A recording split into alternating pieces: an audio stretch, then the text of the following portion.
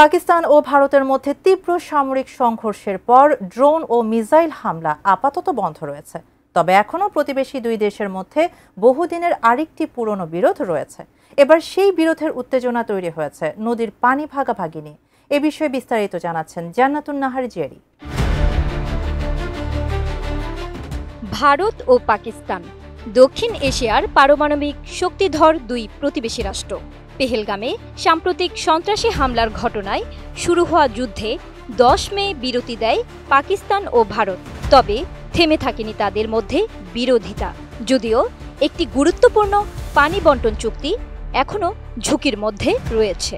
আন্তর্জাতিক সংবাদ মাধ্যম নিউ ইয়র্ক টাইমসের এক প্রতিবেদনে এমন তথ্য উঠে আসে।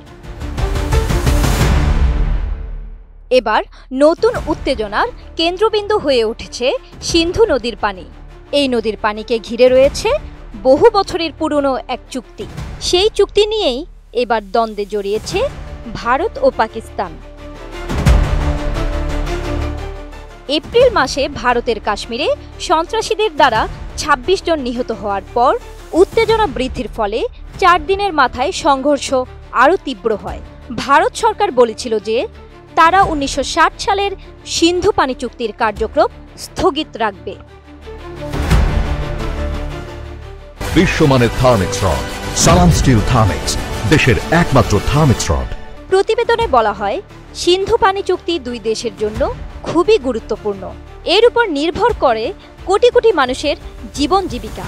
ভারত পাকিস্তানের বিরুদ্ধে সন্ত্রাসে সমর্থন দেওয়ার অভিযোগে চুক্তি বাতিলের হুমকি দিলেও পাকিস্তান তা অস্বীকার করে।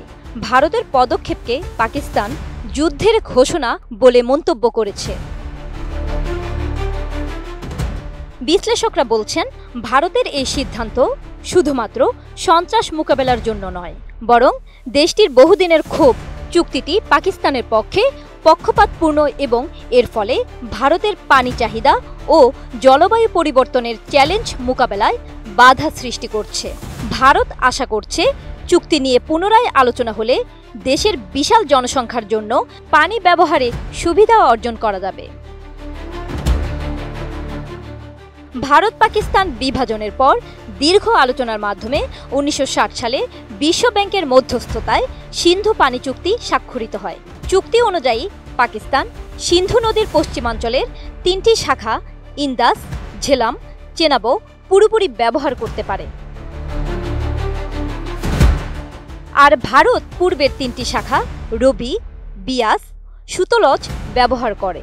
ভারতের পশ্চিমাঞ্চলে নদীগুলোতে সীমিত পরিমাণ পানি ব্যবহার, সেচ ও বিদ্যুৎ উৎপাদনের অনুমতি থাকলেও পাকিস্তান তা নিয়েও বহুবার আপত্তি জানিয়েছে। যদিও সামরিক সংঘাত এখনো বন্ধ, তারপরও পানি নিয়ে উত্তেজনার এই নতুন অধ্যায় দুই দেশের সম্পর্ককে আরও জটিল করে তুলছে। সম্পর্ক ভালো না হলেও জলবায়ু পরিবর্তনের কারণে হঠাৎ বন্যা বা হিমবাহ গলে যাওয়ার মতো বিপদ নিয়ে দুই দেশকেই একসঙ্গে ভাবতে হবে। সিন্ধু নদী একসময় দুই জাতির সভ্যতা গড়ার উৎস ছিল, তা আজ রূপ নিয়েছে কূটনৈতিক যুদ্ধের।